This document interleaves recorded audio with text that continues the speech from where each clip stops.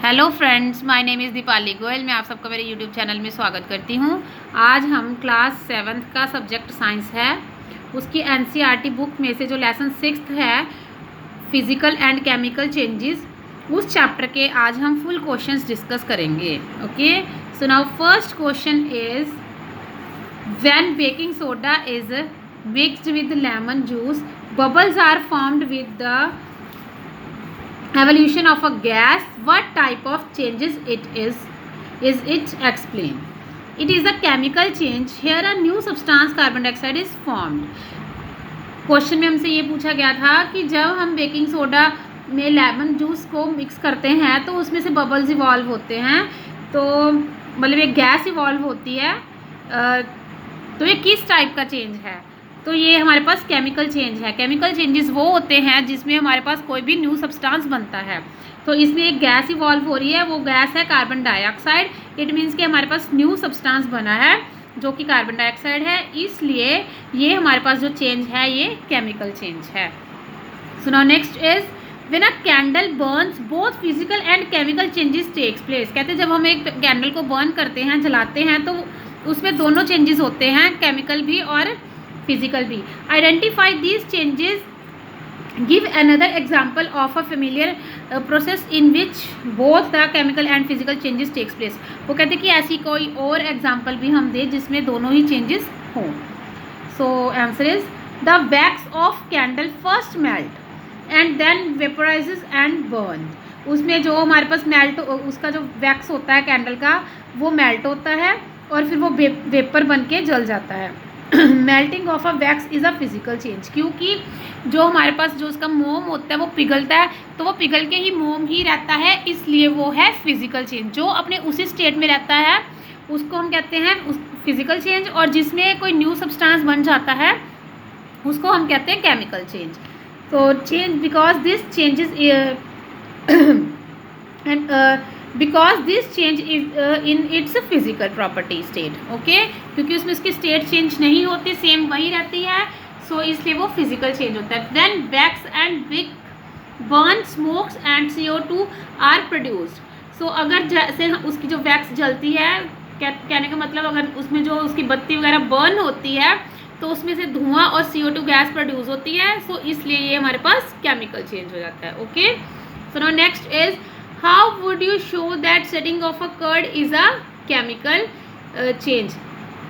जैसे जो हमने लास्ट क्वेश्चन किया है कैंडल बर्न्स वाला, उसमें हम एक एग्जांपल, हम एक कागज़ की भी दे सकते हैं। जो हमारे पास एक पेपर होता है, अगर पेपर को हम कटिंग करते हैं तो उसमें जो हमारे पास है वो केमिकल फिजिकल चेंज होता है, लेकिन अगर हम उसको बर्न कर दें तो वो हमारे पास केमिकल चेंज बन जाता है। ओके, सो सिमिलरली ये है, कहते हैं कि जो हमारे पास कर्ड बनती है तो वो एक केमिकल चेंज है। कैसे?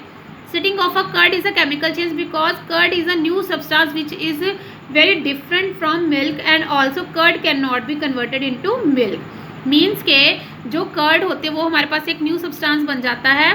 सो हमने लास्ट में डिस्कस किया कि जो हमारे पास, जिसमें हमारे पास न्यू सब्सटेंस बनता है वो केमिकल चेंज होता है। तो कर्ड हमारे पास जो मिल्क है, मिल्क से कर्ड बनती है, तो मिल्क से जो कर्ड बनी है वो हमारे पास एक न्यू सब्सटेंस है। हम कर्ड से दोबारा दूध नहीं बना सकते, इसलिए ये हमारे पास केमिकल चेंज है।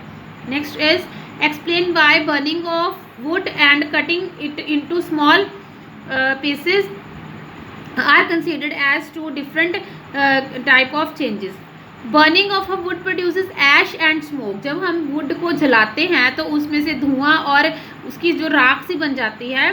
So here properties of wood are changed, means कि वो चीज़ हम दोबारा उससे वुड नहीं गेन कर सकते और वो एक नया सब्सटेंस बन जाता है जब हम किसी वुड को बर्न करते हैं, तो इसलिए ये हमारे पास बन जाता है chemical change. When a log of wood is cut into small pieces, each small piece has the property same as a log of wood. This changes in its physical properties only. कहने का मतलब क्या है कि अगर जब हम pieces में कट करेंगे वुड को तो वो रहती तो वुड ही है, सो इसलिए वो सेम प्रॉपर्टी है, तो वो हमारे जिससे हमारे पास वही चीज़ बनती है, तो मीन्स कि हमारी स्टेट सेम रहती है, वो तो होता है हमारे पास फिजिकल चेंज। तो इसलिए जब हम वुड को कट करते हैं तो उसी स्टेट में रहता है, इसलिए वो हमारे पास बन जाता है फिजिकल स्टेट। लेकिन जब हम उसको बर्न करते हैं तो हमारे पास न्यू सब्सटेंसेस बन जाते हैं, स्मोक एंड ऐश, तो इसलिए वो हमारे पास केमिकल चेंज होता है। Okay, so now next fifth question is describe how crystal of copper sulphates are prepared. Copper sulphate के जो हमारे पास क्रिस्टल्स हैं वो कैसे बनते हैं, सो उसके हम स्टेप्स डिस्कस करते हैं। पहले क्या, सबसे फर्स्ट स्टेप है take 1 cup of water in a beaker. हमने एक बीकर लिया, उसमें हमने पानी डाल लिया। Add few drops of sulphuric acid, उसमें हमने कुछ सल्फ्यूरिक एसिड के ड्रॉप्स डाल लेने हैं। Heat the beaker, then it starts boiling and copper sulphate powder till no more powder can be dissolve. हमने क्या करना है, एक बीकर लेना है, बीकर में हमने पानी डाल लेना है, फिर उसमें हमने सल्फ्यूरिक एसिड को ड्रॉप वाइज ऐड करना है और फिर हमने उसको हीट करना है और हमने उसमें कॉपर सल्फेट का पाउडर डालते रहना जब तक वो डिज़ोल्व हो ही जा रहा है, और जब डिज़ोल्व होना बंद हो जाए तब हमने बंद कर देना। जब तक डिज़ोल्व हो रहा है उतना हमने उसको अच्छे से मिक्स कर लेना। Filter the solution and allow it to a cool. फिर हमने जो हमारे पास हमने वाटर लिया था और उसमें सल्फ्यूरिक एसिड ऐड किया था और उसमें कॉपर सल्फेट का पाउडर डाला था, तो उसको हमने फिर क्या करना है, हमने फ़िल्टर कर लेना है और उसको ठंडा होने के लिए रख देना है। तो जो हमारे पास crystal of copper sulphate are slowly formed at the bottom of the beaker. फिर हमारे पास कॉपर सल्फेट के जो क्रिस्टल्स हैं वो हमारे पास बीकर के नीचे आ जाएंगे, तो हम उसको वहाँ से कलेक्ट कर लेंगे। Okay, so now next question is explain how painting of an iron gate prevents it from rusting. कहते हैं कि अगर हम जो हमारे गेट होते हैं आयरन के, अगर हम उसको पेंट करवाते हैं तो उस पर रस्टिंग नहीं आती, जिसको हम जंग कहते हैं, उसके ऊपर जंग लग जाती है। सो अगर हम उसको पेंट करवा देते हैं तब उसमें जंग नहीं लगती। इसका रीज़न हमने बताना है क्यों। For rusting iron must be in contact with air and moisture.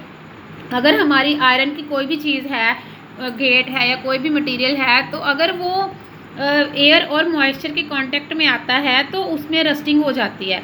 When iron gate is painted the layer of paint cut the contact between air moisture and iron, thus painting prevents rusting. Means के जब भी हमारा कोई भी iron material है, वैसे तो जो रस्टिंग प्रोसेस है ये मेनली हमारे पास आयरन में होता है, बाकी जो कहते हैं कि ऑलमोस्ट सारी जो मेटल्स होती है सब में ये प्रोसेस होता है।